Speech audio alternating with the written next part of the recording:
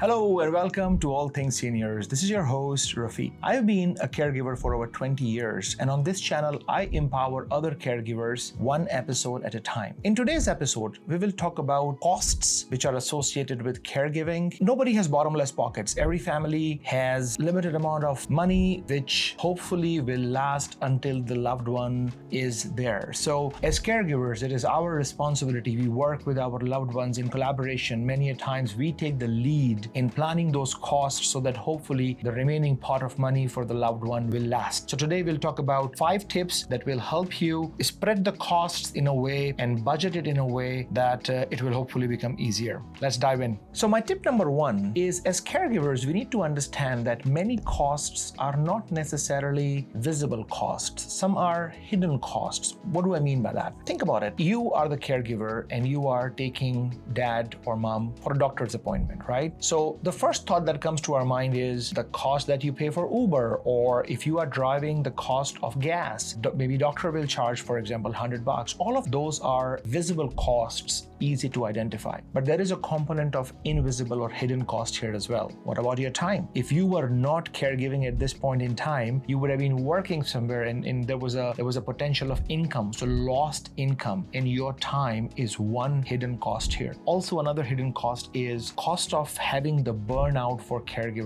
Many a times we don't realize we become so burnout that it takes us that additional time or additional resources come back to our normal self, and that in itself is a hidden cost. So I always encourage caregivers to keep an eye on visible costs, yeah, for sure, but also keep an eye on those hidden invisible costs, because as a package, as a family, you will be spending both your visible and your hidden costs. So that was my tip number 1. Keep an eye on those hidden costs. Let's dive into number 2. My tip number 2 is create a detailed budget. Now, by no means I'm telling you to become an accountant or, open up spreadsheets and have a very sophisticated diagrams. No. What I'm saying is that, make a budget, keep it simple. Start by having, hey, if you are the power of attorney for dad and, if you are the one who is spending money on his behalf, you need to have a starting point, right? So this is the total pot of money that you have. This is the total pool. This is the total balance, right? And whatever that number is, families, it is 10 grand. For some families, it is 10 million. Whatever the number is for you, that's your starting point. And now you'll say, hey, this total money, if it has to last, for example, 40 years,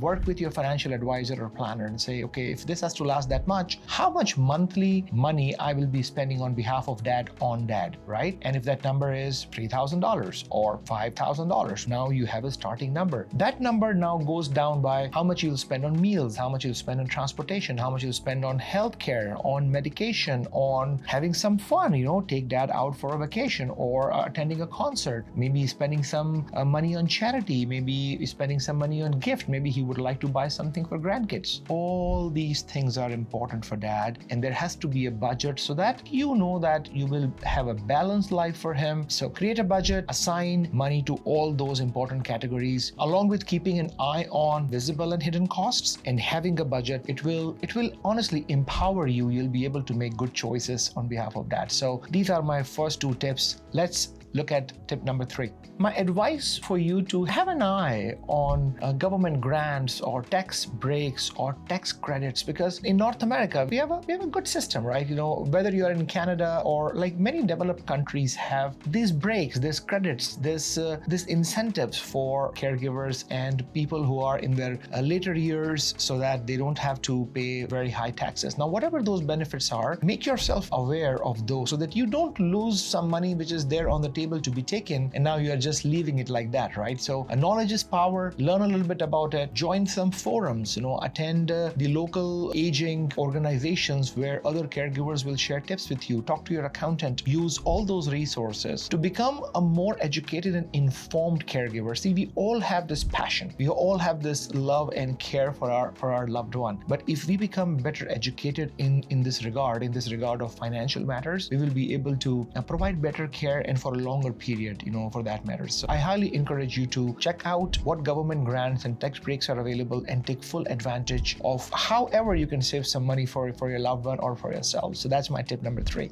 Tip number 4, there are a lot of community resources, community groups, senior centers which are available, and they offer a lot of programming. Whether there is a programming of having a voluntary driver so that you can save some money which otherwise you would have spent on Uber, or there is a day program where you can drop your loved one in the morning and they spend the day with other seniors or with a mentor, whoever is there to manage that program. That allows you to have the respite day rather than hiring a professional healthcare person. Find those savings, find those programs, because most communities have those programming. It's just that many a times, we are so busy in providing care that we forgot to sharpen the saw, and it will really help you if you find those resources. You will build that community. You will have that network of people which you will be able to bank on a day when you really, really need that help. So I highly encourage you to connect with your local senior centers and you will learn good resources about it. Tip number 5. But before I tell you about tip number 5, if you are liking this content, I highly encourage you to please like this video and subscribe to the channel, because the way YouTube works, YouTube will then say, oh, okay, this caregiver is liking it, subscribing it. It must be a good content for them. Let me share this with other caregivers as well. And that way, this message will be shared with more caregivers and more family will be able to take benefit of it. So build an emergency fund. Many a times people say, oh, I had these 6 items on my budget and I have money for that. Why do I need to have an emergency fund, right? I think even if you can save like 2% or 5% or like $10 or $50 or whatever that small money that you initially thought I cannot put aside for emergencies, please do. Because many a times in later years, there could be a day when you cannot provide care. Maybe you have to travel and all of a sudden an unplanned hiring of a professional caregiver has to happen. Or after a medical appointment, a new diagnosis comes up with something new that has popped up and now you need to buy more medication. Something will always be there, and having an emergency fund will help you to be able to take care of your loved one in a better way. So have that foresight, plan for it that way. You know what? Numbers are tricky. Not everybody is comfortable with numbers. If you are that person who are not comfortable, do not undertake some of the things that I told you today. Have a professional advisor work with you, have an accountant or somebody even in your family who is there who can help you. I think this would be my bonus tip. Do not overwhelm yourself, because many a time we caregivers are already doing so much that if this is not in your comfort zone, do not do it. In that way, reach out to somebody, whether that's a sibling or a neighbor or a friend or even a professional help. It's worth spending some money on having someone who can help you plan this rather than getting so bogged down by the details that you don't have energy left to provide actual care and love. That honestly nobody else will be able to do even if you pay money. So I always say that, sometimes we feel that if I will seek help, we feel guilty. Oh, I'm not a good caregiver. That means no, that's not the case. You have a good foresight. You're an intelligent person. You know what is your strength and what is not. Focus on your strengths and take care of a lot of those things. And where you need help, seek help. That's the right way of providing care. And in the end, as I always say, I want to learn from you. How do you manage the budget for your loved one? Please do write in the comments. I would love to read. I would love to apply that as a caregiver for my father. I would love to then share that with my other viewers so that we all can learn from your experience as well. In the end, I have one key advice for you. Take rest, because a rested caregiver is a better caregiver. Thanks for watching today, and I'll see you next week. Until then,